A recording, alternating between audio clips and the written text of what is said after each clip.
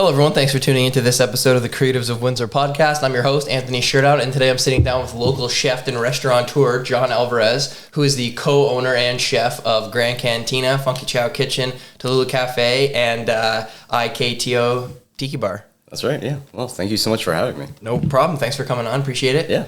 I just kind of want to... You're an interesting guy. I want to ask you about all those. It's a lot of different ventures you're in. So I do a lot of different things.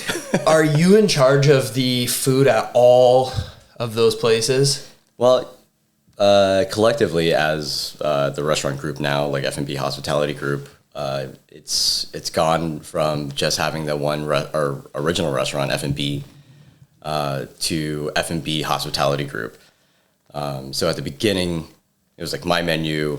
And then just like I would have like my cook's inputs, but now it has evolved so much where I give a lot of opportunity to my young chefs to be able to explore food, play around in the kitchen, and then we'll start to, for instance, at Funky Chow, we'll start to put features on called wild cards. So they're not called specials, they're not called features. We just call them wild card menu. And we see how they sell, so it's like a tester for our next menu. Yeah. And most often than not, like a lot of those menu items will make it onto the next menu for the next season. So it's really cool. So giving the ability to for my chefs, my young cooks to try out food, ask questions, and I'll help them through the process of creating a final dish. That's kind of where we're at. Where at the beginning it was my menu. But now it's just more evolved. So my menu's still there. It's all the old tired workhorses, I guess. But it's always evolving. That's nice. Yeah. Say it's like a busy weekend night, like Friday or Saturday. Which kitchen do you find yourself in? I find myself at Funky Chow most right now. Cantina, they don't need me in there. It kind of runs nice and smooth. Yeah, just like Taloola as well. I pop in and see if everything's okay, if they need anything, and they're like, "Nope, we're good." I don't want to get in their way. Yeah. Right. So Funky Chow, if they need help, I'll jump on the sushi line. I'll get whatever they need. I'll clear tables. I'll bar back or polish glassware. Whatever needs to be done these days. So I find myself less and less in the kitchen, but more of an overseer for all the places. So every day I go to every single restaurant. Yeah. Yeah. You stop in everywhere every day? Yeah. Yeah. Just to see, check in, talk to my staff, make sure they're okay if they need anything, and then they say no. I'm like, okay, see you later. What time do you guys close the cafe most days? 7 o'clock. Yeah? Yeah. That's a good time. It is. We've noticed that people aren't eating and drinking coffee that late. Yeah. And if they are looking for coffee, it's usually after dinner, and our spots don't offer coffee. So I'm Vito's down the street, or say New Nico's just opened. Yeah. And we support all their coffee shops in the area too. Anchor, Chan's makes a really good cup. Yeah. So yeah, it's just everybody's doing their own thing. Nice. It's a lot of support. Yeah, that's fun. That's fun. So the secret speakeasy dive bar. Yep. When did you guys open that? You know what?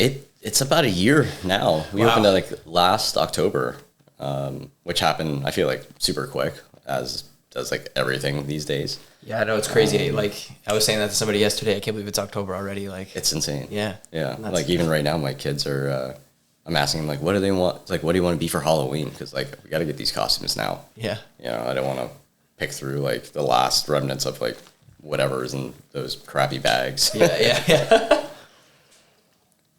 But anyway, yeah, so you guys opened it a year ago. What days of the week are you guys open over there? We're switching from our summer hours to fall winter hours right now. So right now, Thursday through Sunday. Okay. But maybe we're thinking about Wednesday through Saturday. Okay. Yeah. Do you find most of the people that go in there eat at Funky Chow first and then just kind of... Yeah, we do. Or they go to the Tiki bar first for a cocktail, and then go to Funky Chow, depending on the night and if they have reservations or not.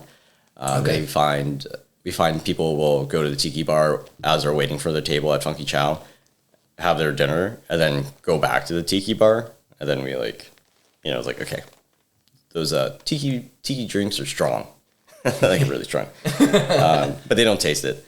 But we're actually working on our new menu cocktail list for the Tiki bar. Okay. So after a year trial and error, and switching up our really cool cups, where we have more ordered different things, and I got to taste test a bunch of those last night, and I'm really excited to see the final product and like the glassware and how everything looks and tastes. Yeah, that must be a lot to have to taste test all this stuff, especially if you're like not in the mood to drink. Yeah, it's kind of like a really hard job, like eating and drinking. I'm sure it's super fun, but I'm sure sometimes you're like, man, like I do not want to eat all this right now. Or does that ever happen or no? Oh yeah. I tell people it's sometimes too much of a good thing. Most of the time, where it's like, okay, I can only eat sushi so many times a week, or tacos, even though it's like somebody's dream. I'm like, okay, all right. For sure. Yeah. Yeah, it's a lot. When you're at home, like with your family, who cooks for dinner? It's me. It's you? Yeah. And my kids are just like not into it. No, they're not? I'll spend hours on like one thing. I'm like, I'm putting like restaurant like effort into some of these dishes. So, growing up, my kids aren't just eating junk, whatever. But they're like, I don't like that. Yeah. I'm like, thank you for trying. Or like, I spent a lot of time and effort on this meal. Like, you're at least taking 2 bites. I'm sure your wife's appreciative of it though. She is, yeah. She gets to eat good food all the time. I know how to make food for 10 people and not 4 people. Mm. So I have like enough for her to take lunch, and then I'm like, okay, at the end of the day, we have so much of it. Like, give it to your coworkers at school. And they're super jazzed about it, but I'm like, all right, I'm tired of eating the same thing like over and over again. Yeah, no, for sure. When you took over Taloola, when was that? We took over Taloola pretty much at the beginning of pandemic. The original owners had it for, we were like we've owned it for 5 years. Wow. And Taloola as a whole is going on 20 years. So I have 3 employees have been there for that since the beginning. Really? Yeah. So when we took it over, not a lot of people know this. The tenant upstairs, there was like old, the cast iron pipes exploded. It caved in the whole front area. So the whole, like where you order your coffee. Right after you took it over? Right before. Oh, okay. Yeah. And then the original owner of the building, got these contractors, like at the beginning of the pandemic. Everybody hired contractors to work in their homes. They're taking all these jobs. They weren't showing up. So we color matched all the original paint. We put all new drywall on the ceilings, lights, reworked like electrical. And it was just die hard, kind of just got to open now. Yeah.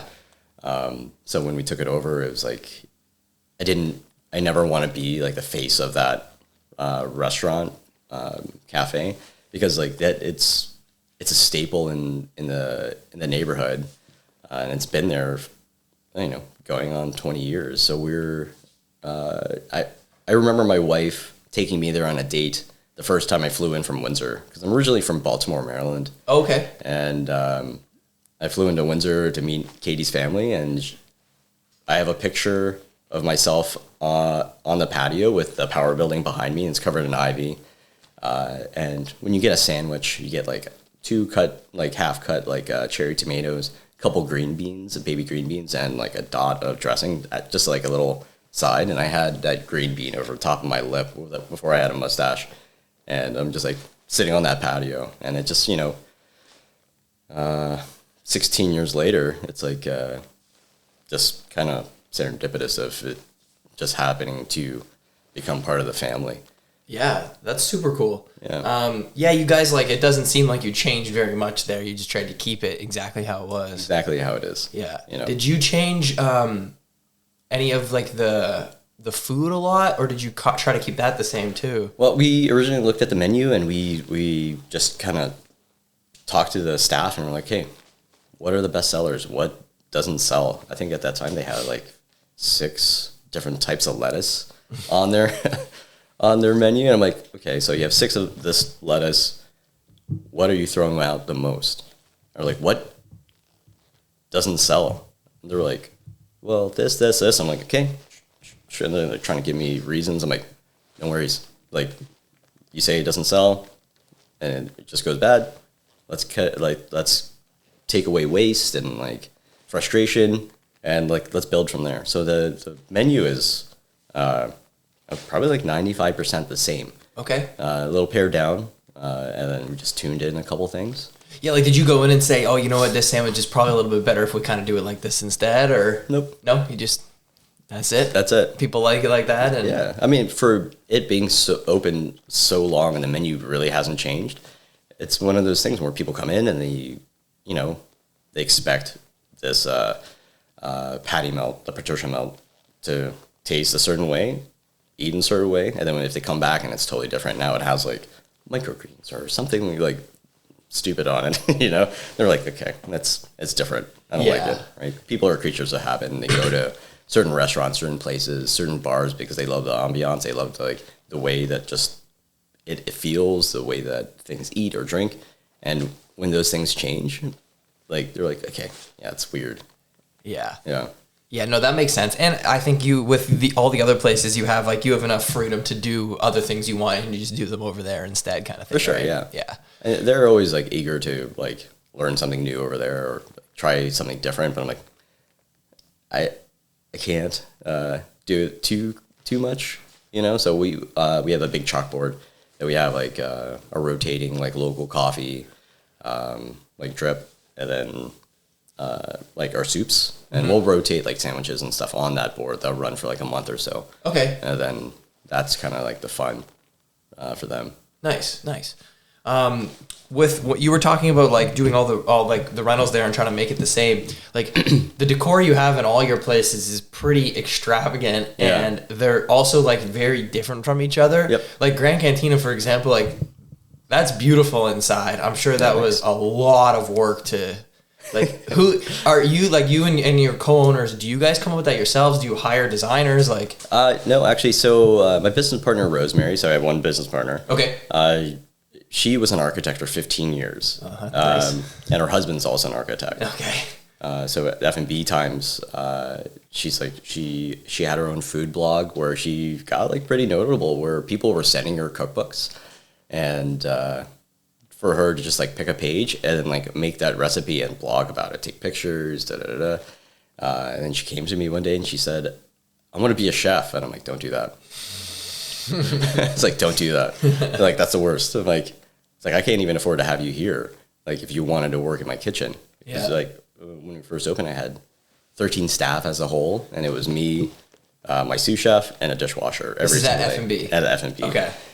She's like, it's my passion, I'm like, okay.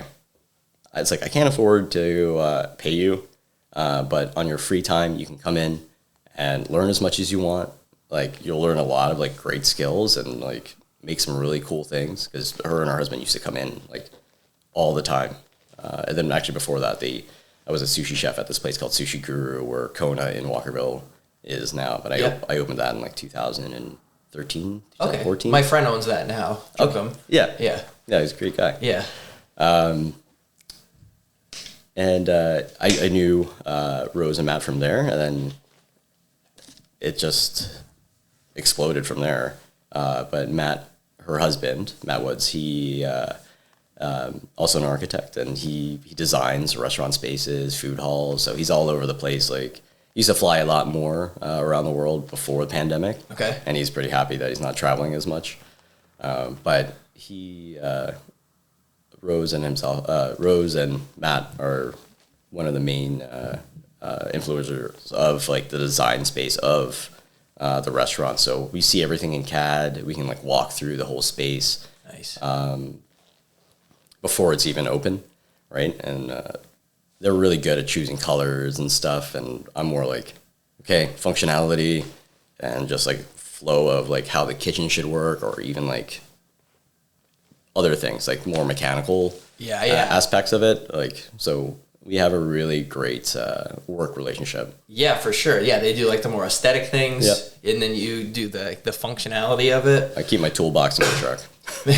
Yeah, man, dude, like we're well, as you see coming up, like we just did a bunch of rentals in our house. And Yeah, that's cool. My wife went insane. Like our bathroom has like all green tile with like a custom archway, and our kitchen's pink with like floral wallpaper, and it's just crazy. And she did all of that. Cool. And just like put it together in her brain kind of, and we're like ordering all these things, and like even our contractors, she's like, I want this and I want this and I want this, and me and the contractor just looking at each other like, and then it comes together and we're like, holy shit, like this is sweet, you know? Looks good. Yeah. Yeah.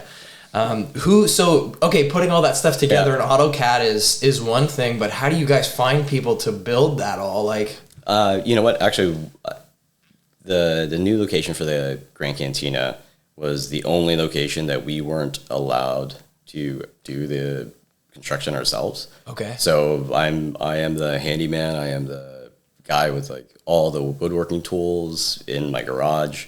Help from family as well, that they're all in trades. okay. But primarily, like I build everything. Wow. Like even like all the, say, the bar at Funky, all the cabinets, like tables. You know, like I do that. You know what? It's when you want to do something custom and unique, it's nice Yeah. to be able to do it yourself. That, and also stubborn, where I'm like, this guy's quoting me like $6,000 to do this. I'm like, but I know I can do it. It just may take me a little bit more time, but it's really fun for me. Yeah. To do that. And now I just have no space in my garage because I have like all the tools, and I'm really excited about it. But we're actually renovating our main floor bathroom in our house too. Fun. Wife picked out all the tiles. They've just been sitting in a pile like right next to the bathroom.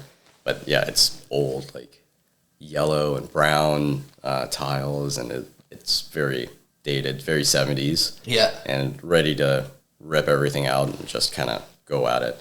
Yeah. Ours was just like old and just like ugly and like shitty and just getting kind of gross. Yeah. And the way we did it was like so kind of, I don't know, people say it looks like a Slytherin, like from Harry Potter, like a Slytherin bathroom. But our contractor walked in and he goes, man, this looks like a bathroom. Like when it was done, he's like, this looks like a bathroom I demo in like Walkerville, but like fresh and clean. That's cool. But it's got a lot of character and it's cool to do fun and different things, right? Things were like those older aesthetics are coming back, like purple toilets and things like, and you know, everything goes through phases, right? You have a really good eye, obviously, for like the way things should look, and you know, the way you picture things, and I'm sure your wife does too. Yeah.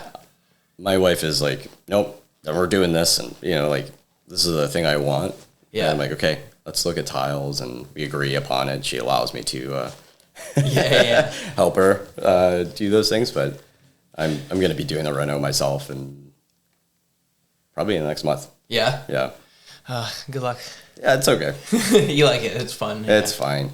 Do you guys have another bathroom? Yeah, we have one in our basement. So shower, toilet. Yeah. It's fine. That's what we had to do too. But that one is not a nice bathroom. It's like very like old and just like a plastic shower. And okay, yeah. it really sucked for like 6 weeks, but you know, it's fine. When we bought our house, it was just redone because that really big flood that flooded like all of Windsor. Like 2017? Yeah. Yeah. I guess that whole basement flooded, and they waterproofed and did everything right. And then, so it was pretty much a new bathroom. Nice.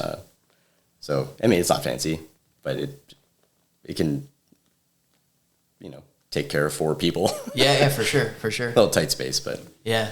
No kitchen was rough too. Like we had no kitchen for about 5 weeks. I just like set everything up in a bedroom. Oh yeah. Got like an electric hot plate, put the fridge in there. I got by, you know. You got to do what you got to do. I'm not a cook anyway, so like we don't cook very much, so it was okay. You know, one of my big things is they're like, come over for dinner or hang out.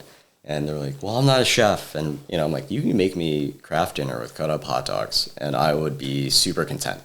You know, it's like, you know, everybody eats how they want, and like how, like, he needs what they like, right? Or something what they grew up eating, or, you know, just being comfortable in that. So I feel like sometimes being a chef is trying to overcomplicate things when they don't need to be. So I'm learning that more, where I'm just like, okay, it's good. It's good enough. I'm sure the customer will really appreciate this. Yeah. Because even, say, last night we did that wine dinner, we had, I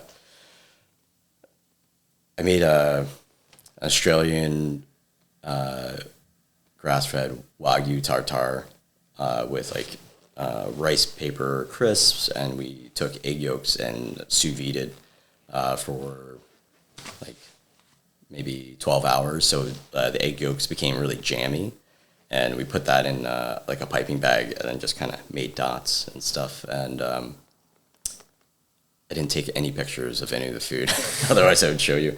But as I was explaining the dish after the sommelier was saying, like, paired up the wine with it. Yeah.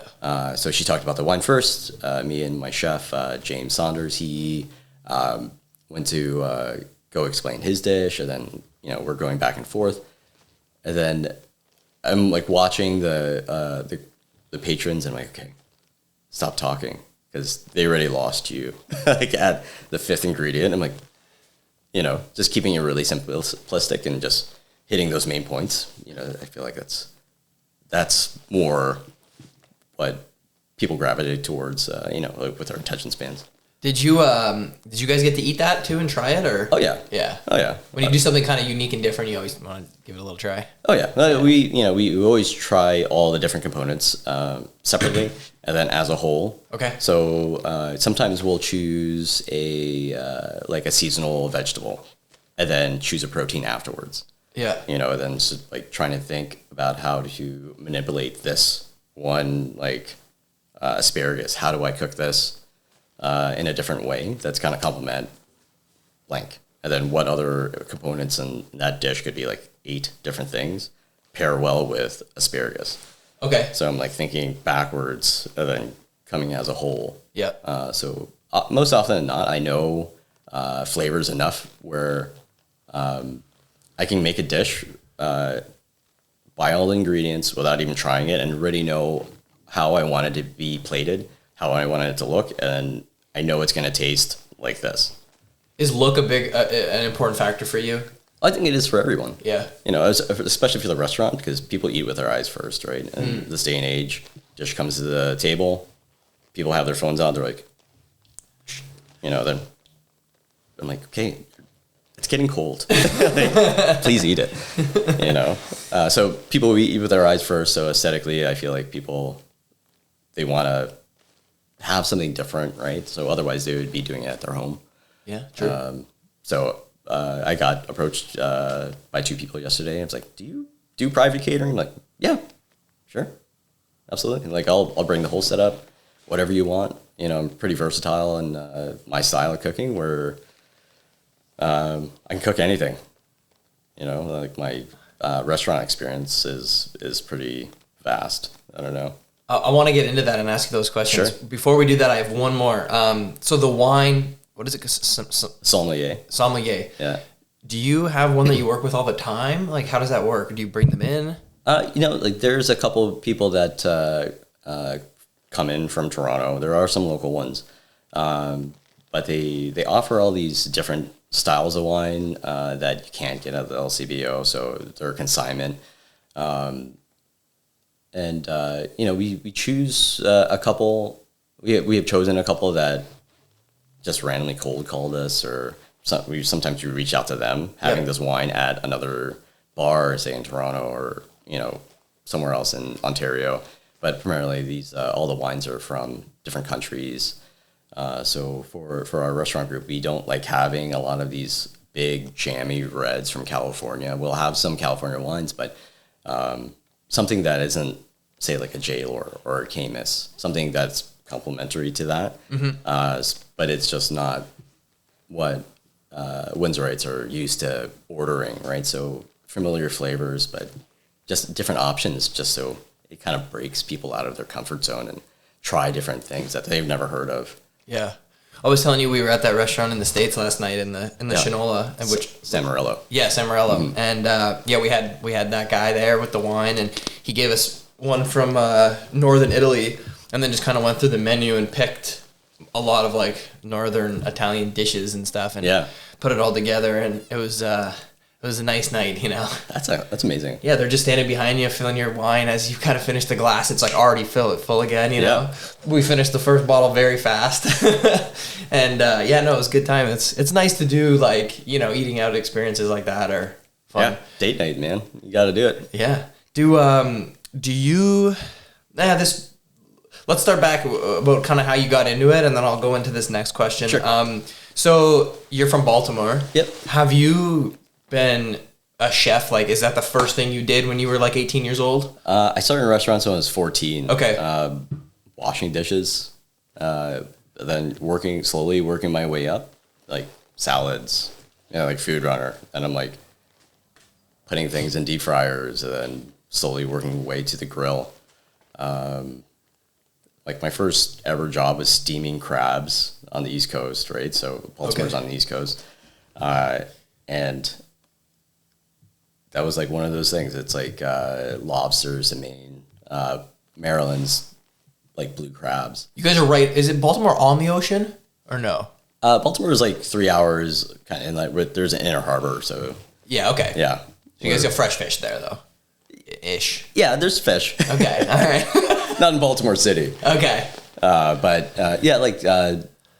Crabs are the biggest. Okay. Then there's like different kinds of local bass, like rock bass and things like that. Okay.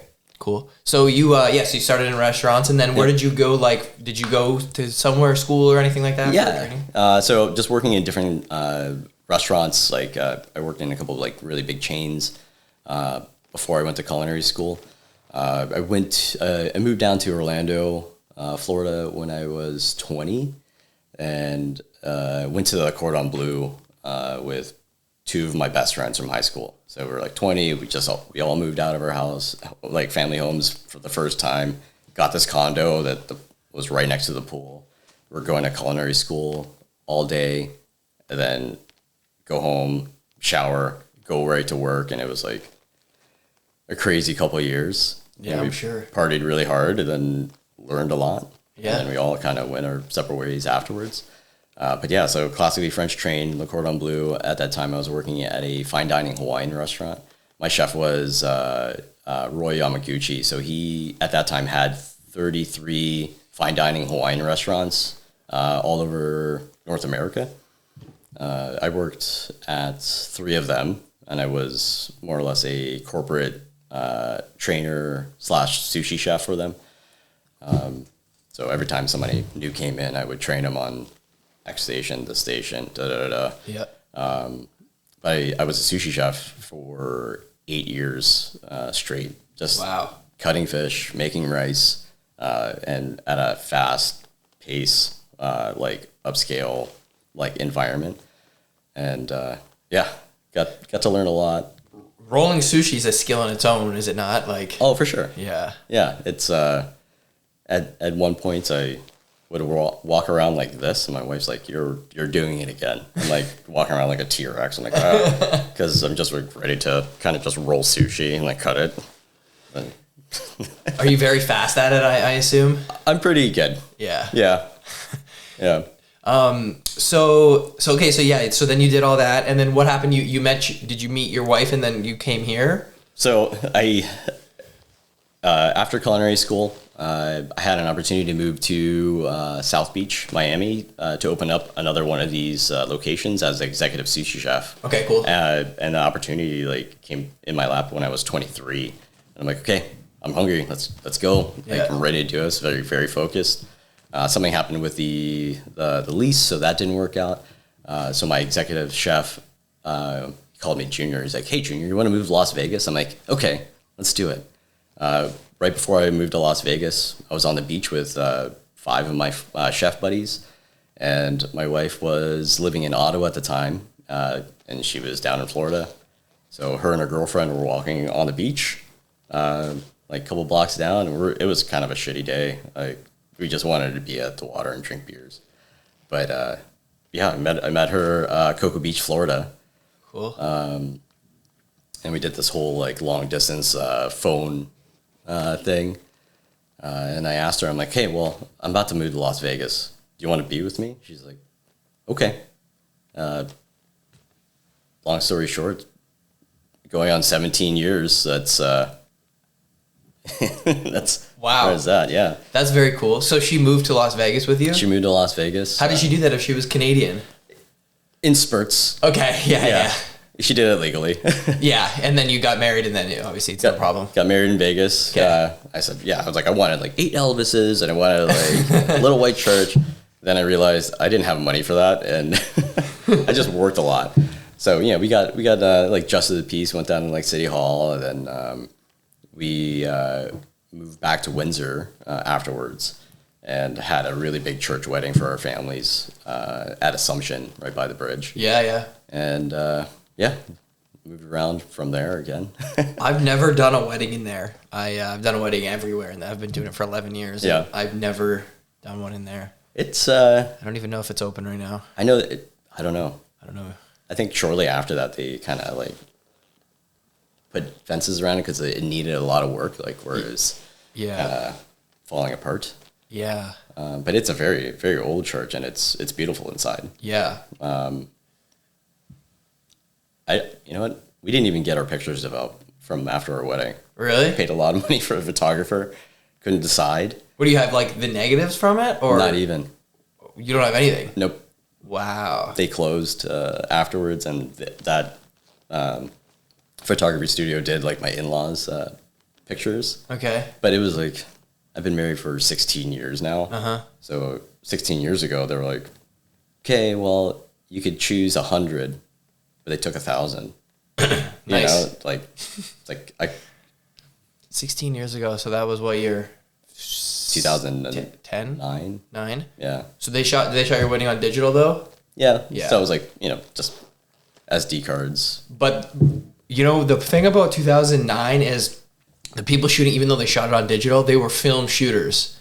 So they shot it almost like they're shooting film. Yeah. They took 1,000 and they're going to give you 100 because they were from film, where that was probably what happened. Very weird time for photography. Anyway. Yeah. Well, you would know. But I'm just like, okay, I'm not even worried.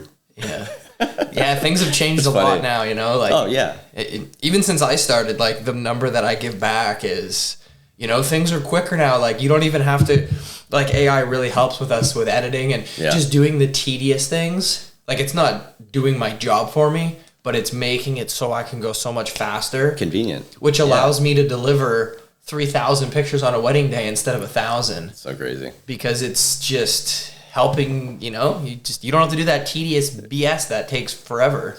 Looking at everyone, making sure like one person doesn't just have one eye closed, Yeah, that one of the big things. So obviously there's some things it can do and some things it can't, but a big thing it can do is all the eyes.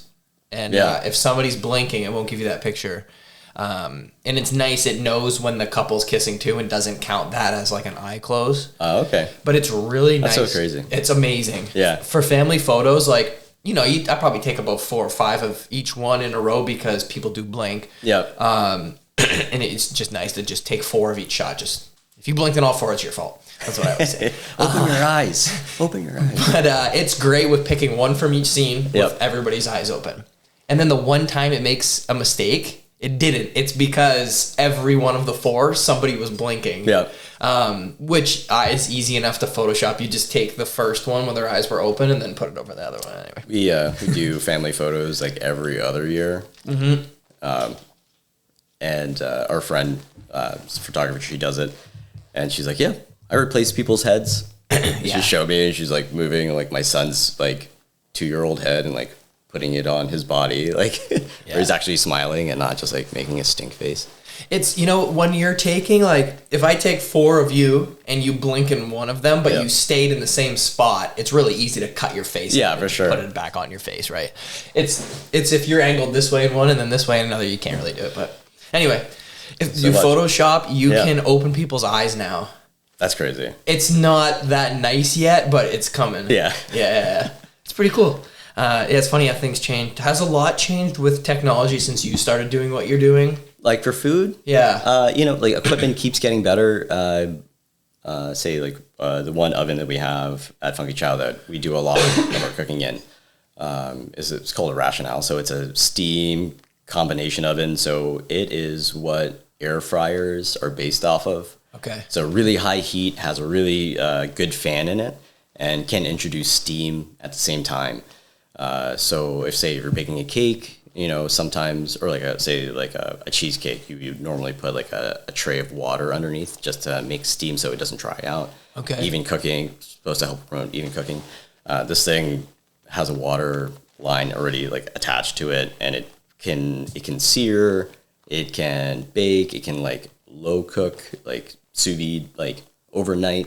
So actually, our pork belly, we do whole pork bellies, probably like around 6 to 8 a week. Okay. Maybe like more like 6, like whole pork bellies. So they're like, I don't know, really big, and then we just chunk them up into like little sections for bao buns, and we cook it overnight inside the rationale, covered in salt, a lower temperature, introduce like I forget what the percentage of steam is. Yeah. So it just slowly cooks it and doesn't dry out, and it just makes it awesome. But our other our other oven is a glass cooktop from like Home Depot. Oh, really? Yeah, and that's cool. Like the basis of our very first restaurant, F&B, was the exact same. Is just a lot of know-how and technique. So it was, yeah, that's our stove, and then like an $80,000 oven. Yeah. Funky Chow's it's in this exact same spot, F&B, right? No, F&B is where IKTO Tiki is. Okay. And then Funky Chow was Carrots and Dates. Okay, and yeah. then we took that over. So like during the pandemic, we actually opened up 3 places during the pandemic. So it was Taloola. We opened Taloola, opened up Slices Pizza in our old F&B space. Okay. With the original owners from back in the day, the original Slices guys with like their recipes, and then Funky Chow. So we opened up 3 places during that time. Fun. Crazy. Insane. Funky, is that all Japanese pretty much? No, it's a fusion. Okay. It's a fusion. There's heavy Japanese. There's a lot of like Filipino flair. That's like my background. Okay. Is that? But it's everything, because like we make, say, kimchi is Korean. We ferment kimchi in house. You guys sell soju. That's Korean too, right? Soju, yeah. We have Japanese whiskeys. Then we have like our bao buns are more of a Chinese base. Okay. And then you just meld all of those like really cool things together and make something delicious. Yeah. So it's something approachable for everyone. It's like a fusion of all different Asian Yeah. foods and culture. That's cool. So to get those dishes and get inspired for that stuff, especially for Grand Cantina too, do you travel a lot and go eat at places in these countries? It's more like eating and researching a lot of places that are accessible to around here, and see what our demographic is, or what our say, like, people. When I first moved to Windsor, people were like, yeah, this is a very meat and potatoes town, like very like big 3, comfort, burgers, wings, those are still like really big. Yeah. And we do that very well. But we try to don't overcomplicate things to make it, not too spicy, not too whatever, but try to keep it more or less authentic. So even for our tortillas for the Grand Cantina, they come from Mexican town. They get brought in by a local grocer. It's Mexico Lindo. It's right off of Tecumseh and like Pilat. Okay. And they've been there for 20 years. So Guillermo, and then his dad Carlos, like they run it, like, and they just do it. So they go over to Detroit and Mexican town every like twice a week. Okay. And we're like, yeah, we need tortillas, or like made fresh, right in Detroit, brought over, and then we have flour tortillas that are just flour tortillas. Yeah, they're really good. But trying to use authentic ingredients, but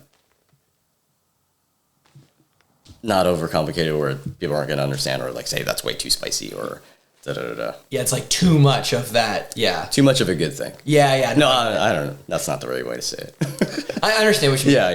It's like too much from that, like it's, we're not used to eating that kind of food, so you can't hit us that hard with it, I guess. And we have some things on the menu that are like spicy and like, packs a punch. And, those are fun for us. And customers too. But like even our hot sauces, we do have a bunch of like brand name hot sauces, things that we find at, say, Mexican Town or local grocery stores. But we also have a lineup. Sometimes there's 6 to 8 different house fermented hot sauces that will start with just the raw peppers, and then we lacto ferment in vacuum seal bags. Okay. So very controlled. And then when they're ready, we blitz them in like our Vitamix, and then sous vide again to pasteurize so they don't explode. Okay. The first cantina where I was making all the hot sauces and I didn't think about that. It was so hot in that kitchen that we had all these glass bottles and they were just like there. I remember this couple from Detroit came over on a date. This guy's wearing a white t-shirt, really nice. He opens the hot sauce and he goes, it gets all over him, like red, like fire red. And that was a hot one. I'm like really lucky he didn't get in his eyes and whatever. I took care of his whole meal and I'm like, I'm so sorry. Yeah. Because I'm pretty sure it ruined his shirt. But like honestly, when you run a business, there's so many weird little things like that you start to be like, what a problem that I didn't even know existed. I am a problem solver these days. Yeah. So less in the kitchen, but more like, okay, what do we do from here? Like what does this weird thing keep happening? Something that's sometimes these things aren't even like relevant to what you do, and it's like a weird issue. Like, yeah. Like I know, like my wife, she has the grooming salon right there, and I'm solving problems over there too with like this, like why is this thing happening with like the building, or there's a lot of moisture from this, or it's too, and then you're like just putting things together and you're like, okay, now we need to do this and now we need to do that. I feel like as a small business owner, you have to be able to problem solve like on the spot, right? Or like call somebody that knows a guy, right? Yeah. It's like I have a guy for everyone or for everything. Yeah. And so normally friends would be like, I need an HVAC guy, or I need somebody that does concrete. I need somebody that does this or fixes ACs or blah, blah, blah. I'm like, okay, call this person. I don't normally give the number out, but like say like I gave you his number or her number, and because I want to hold those people close. Yeah. Because if they get too busy, then I'm like, when I need them, they won't show up. But like it's a thing that business owners, that we need to do. Yeah. For instance, going back to that fine dining and wine restaurant, part of the interview process was there was 2 puzzles that I had to do. I'm like, what the hell is this? Like, I don't understand. So the guy brings a Ziploc bag full of Legos and dumps them on the table in front of me. I'm like, okay. And he's like, shows me a picture. He's like, make this. I'm like, it's like, you have 30 seconds. I'm like, oh shit. It's like, and then I build the Legos as it looks, right? I'm like, okay, here you go. And then he's like, okay. Second one was a little harder. He had like one really long bolt, and had dumped all these, just bolts, and then like a rod, like a threaded rod. And he's like, okay, here you go. It's like, you have 30 seconds. And it has to look exactly the same. And they were like 2 different sides. So I'm like spinning these things to have them in the right spot and all this jazz. And I'm like, he's like, oh, something's off. I'm like, shit. And I had to unscrew everything back and then go back. And he's like, okay. And that was the second interview, right? First one's in person, making sure that you are normal. Yeah. Not a psychopath. Yeah. But I feel like everybody that works in kitchens are. or restaurants in general. And then, it was just, he gave me those two puzzles and I'm like, I don't understand, right? And he's like, well, it's problem solving, right? So when you're in the shit, you're in the thick of it. It was like, do you have time? Or you're just going to stop and be like, I can't do this? Or you're going to be like, how do I fix this? How do I solve this problem? Yeah. So it could be something in the kitchen or say like your toilet's backing up, right? Something like that. It's like, what do I do? Like just do something. Yeah. You try. Yeah, when you're small business owners, you got to do it. Yeah, that's it. Because you don't really have another option. I am a big tequila fan. I like to collect it. Oh, cool. Obviously, you have the probably biggest collection around at the restaurant. At a restaurant, I think so, yeah. What are you into tequila yourself personally? I do like tequila. Okay. I like everything.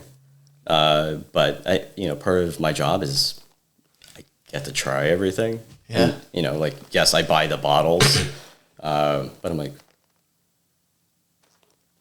understanding that and like being able to give somebody notes on what that bottle tastes like this mezcal is a little less astringent. This one is like easier to use in a cocktail that won't overpower. Like someone were very like too smoky. Is all the good tequila made in Mexico? Like, is it really made anywhere else? Tequila has to come from Mexico. It has to be made with 100% blue agave.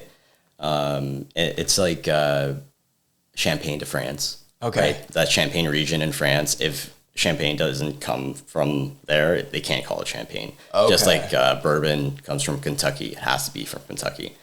And I can't remember what the other species of agave is because there's thousands of different species of agave. Okay. And they're using the roots to make tequila, right?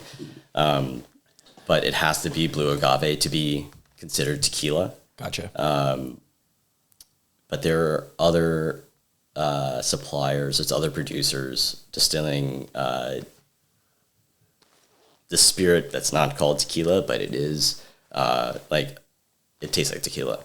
Right. Is it made from a different agave? Right. Gotcha. And it's becoming more and more well used in the States because I don't know, in Ontario, like you're kind of pigeonholed to get what the LCBO can bring you. Yeah. Or like consignment people, but I don't know. I like tequila. I think I'm going on a rant, but it's just it all depends on like you're going to drink it neat, you're going to put it in a cocktail, like a really good margarita, or what kind of margarita, like a different riff, like an old Hawaiian, like an old fashioned made with mezcal. Yep. It's like I like those. I have a couple bottles inside with of mezcal. I have one with a big scorpion in it. Ooh. I got one with a worm. I got one with a little scorpion in it. Yeah. I got a medium one with a medium scorpion in it. I went to Tijuana. I was in San Diego and I was like, you know what, screw it. And I just walked into Tijuana for the day and drank some tequila there. And it was with the scorpion in it? Yes. Yep. The one I have at home, every time somebody comes over, I'm like, look at this. And there's like one of the arms fell off and it's floating in the thing. I was like, you guys want a shot? And everybody likes to do it. And that's fun. A lot of people haven't drank mezcal though. And, yeah. And this one's pretty good. But they like trying it because like the scorpion, but they're always scared and they try and they're like, what the fuck? I was like, you gotta poison in it. But if you didn't know what it was gonna be like, you are gonna be like, what the fuck was that? Yeah. I was just in Japan with my wife at the end of July. Okay. And there was so izakayas are everywhere. So they're like their local pub.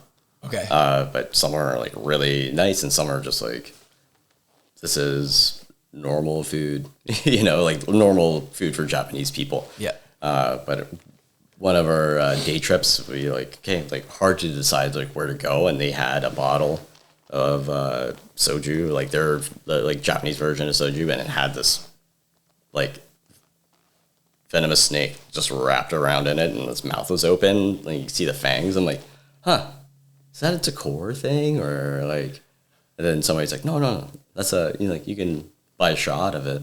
And I'm like, I'm gonna come back. And then I forgot about it, and I seen it a couple more times on our trip. I'm like, I don't know.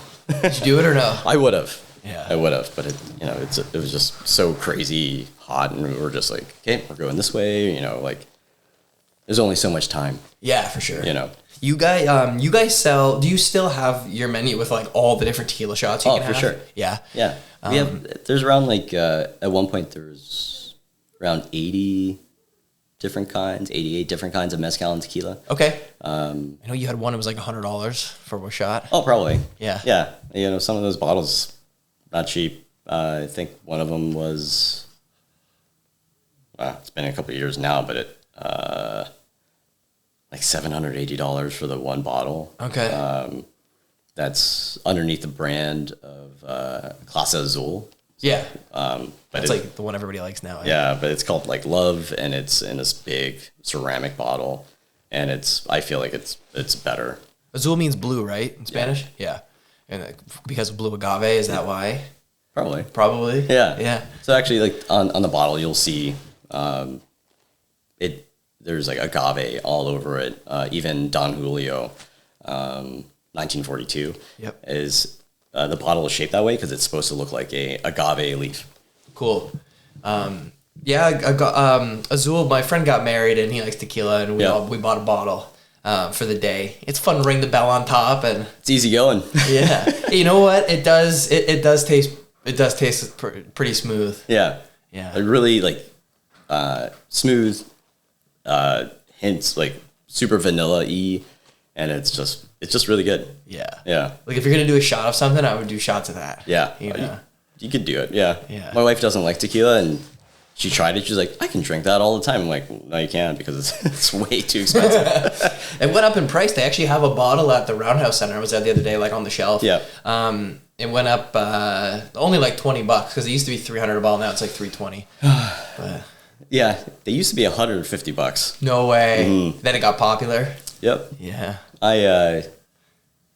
We had like, I think it was like opening week of the cantina. There was also a very heavy rain that happened. It was like kind of flash, like flood happened thing, where I had a 2-hour wait outside of the restaurant, and we're like, okay, like we give timestamps to everyone like that's sitting down, and then something happened where water started backing up and like gushing out of the basement. Brand new, that like our prep kitchen's down there, everything's brand new, and like I'm in my ankles in storm water. I'm like, oh my God. So I go upstairs, I take a bottle of the Clase Azul off the shelf, and I poured like 10 of them for my staff. I'm like, we have to kick everybody out. Like, we have to close the restaurant down now. And then I rang that bell so hard that I broke the cork off of it. I'll never forget that day. It was like, like, shit, what about like Funky Chow? It's like in a basement. And I'm like, an F&B. And then I ran over there, and just like my shoes were just like, it was fine. Water was coming in down the stairs in from the front door. And then I'm like, shit, Taloola. It's like a really old like building. It's from like the 1800s or 1700s, late 1700s, and it's originally was a hotel called the Crown Inn. Oh, cool. Yeah. So actually, fun fact: if you ever walk into Taloola and order your coffee from the person behind the bar, we have a logo mat that says the Crown Inn, and it's original to the original name for the building. That's cool. Yeah. What year did you guys open that up on Drillard? 2018. Okay. 2018. And then when did the new one open? 22? We're 2 years in. So it's 23? 20. Yeah. Everything's just like years a time warp. Yeah. A lot of times, actually, I get this question all the time. It's like, so what's in the works now? That was my next question. That's how I was going to end it. Yeah. So what's up? Yeah. You know what? We're hanging out. We're watching what the market is. Plans to possibly move Funky Chow, in the next couple of years. Walkerville still? Still in Walkerville. Okay. So we're just kind of waiting.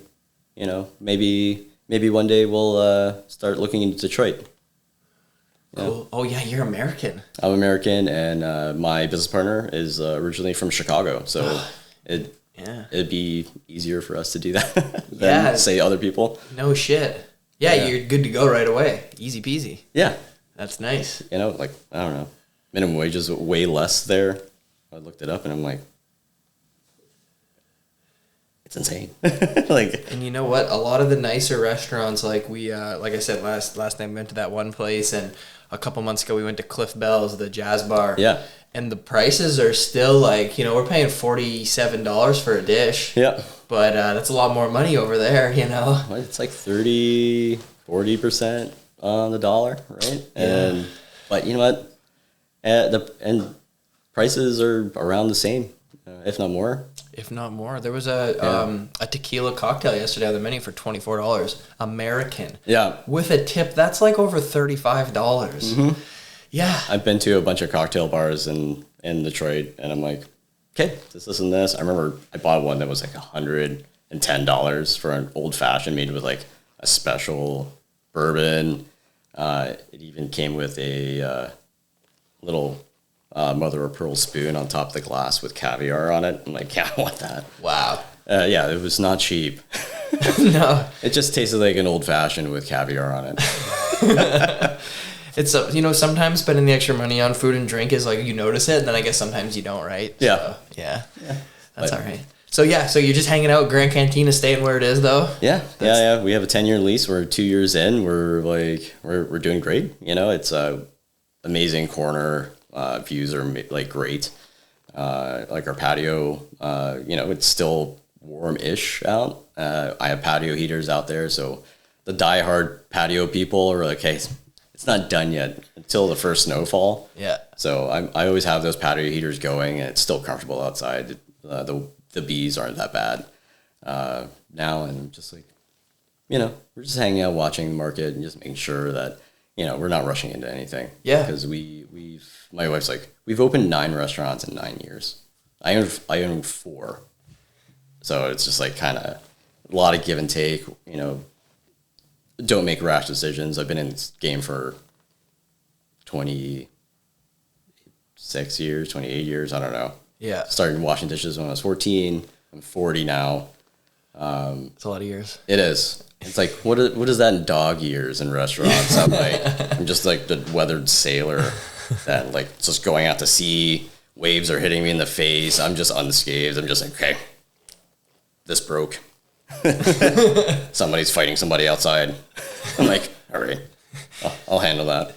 Something I noticed, actually, and I wanted to ask you about this. We've been having such a flowing conversation. I haven't even looked at my questions once, which is what I like. But there was something on here, and I just remembered. So Walkerville is really changing with like the night scene. Mm-hmm. Like people aren't going downtown, and they're not going to clubs. They're going to Walkerville, and they're hanging out at these. Like, are they hanging out at like your restaurants and hanging out by the bar and getting drinks on the weekend nights? We do see that, and this like demographic, the older or the younger generation of 1920s, like year olds, they don't drink like how my generation, our generation would have. Yeah, like heavy drinker pregame before you go home. I'm sure they're still doing that. They're gonna espresso martinis and vapes. Like, stop putting your Zin in my my urinal, okay, man? Like, it's gross. But it's like it's a different time. But everybody's like, this is like the new downtown. I'm like, no, it's not. But people are like, you know, the goat is it has like a lineup out the door weekends. I'm just like, I don't want to be around that many like 20-something-year-olds. Like, also I work a lot, so I'm just usually at my own places. Then I go home. And then the Vic's a big young scene, isn't it? Yeah, and I love the Vic. Yeah, I go to the Vic all the time. My wife and I were just there last Friday because they do karaoke, and you know they still bring bands over from Detroit, and like it's great. That's cool. I go there for lunch. Like, it's unassuming, but like I love dive bars. Yeah. Have a lot of history. But yeah, it's packed full of like 20-something-year-olds, and I'm like, it's changed quite a bit in a couple of years. So do you find that like a lot of 19, 20, 21, 22-year-olds are coming into Grand Cantina at like 10 o'clock at night ordering drinks?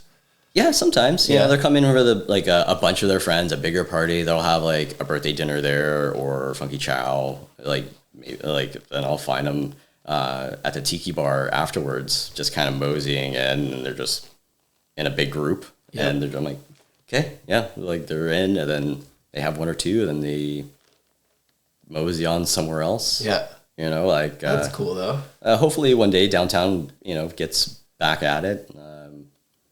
It's crazy, but, it will come back around eventually. Yeah. But I support all those businesses down there, like Main Lane and Blind Owl. And, Honor Roll's always busy. Honor Roll, yeah, Georgia Honor Roll, man. Like, yeah. Like, I have a lot of friends down there, and they're just chugging along. Yeah. Loose Goose is always slammed, too. I go there quite often. Yeah. Like, the downtown one. I'll go downtown, yeah, and then, I'll go to the Walkerville one because I can walk there. Yeah. Yeah. But, it's like I like the owners, so I want to say hi to them, and then, the food's always good. I can't complain. They do have very consistent food, for sure. Even the Barrel House sandwich. Yes. I've never had a bad meal. And like the beer selection is always really good. Everybody loves that place. I love it. I always get the fried chicken sandwich with the 4-pepper sauce. The crispy chicken sandwich. Like Jaden, one of the owners, he's like, same? I'm like, yep, side of tots. I'm an adult. My wife's best friend, every time we go for dinner with her and her wife, we have to go to Barrel. It's not even a question. Yeah. She's like, we're going out, it's been Food's like good. 2 months. And I guess that's just like our spot together, I guess. Yep. That we go. My grandfather loves it there. My dad loves it there.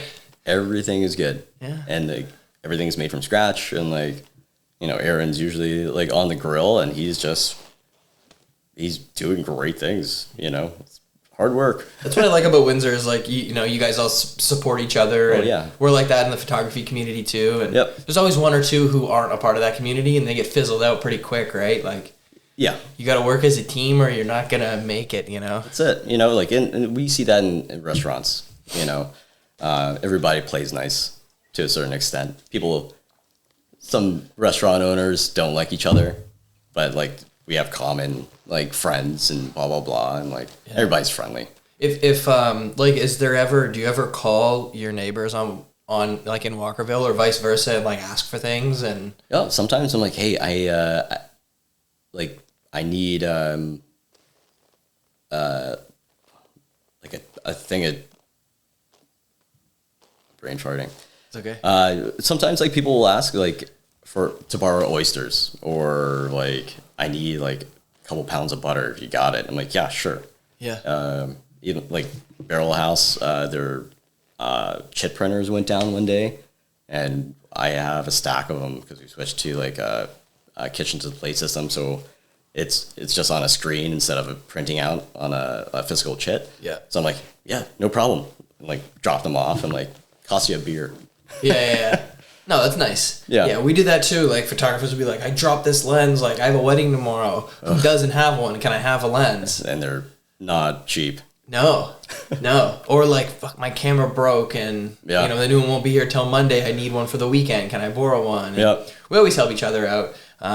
More often than even with restaurants, like we have to work with each other too. Like a lot of times people hire two of us. Well, we're all teams of one. Right. So that means you have to find, like, you just have to ask your competition, can you work with me this week? And you do this. And even like chefs, a lot of the private chefs or a lot of caterers, like, I've asked help because I'm like, okay, I can't pull anybody from the restaurant.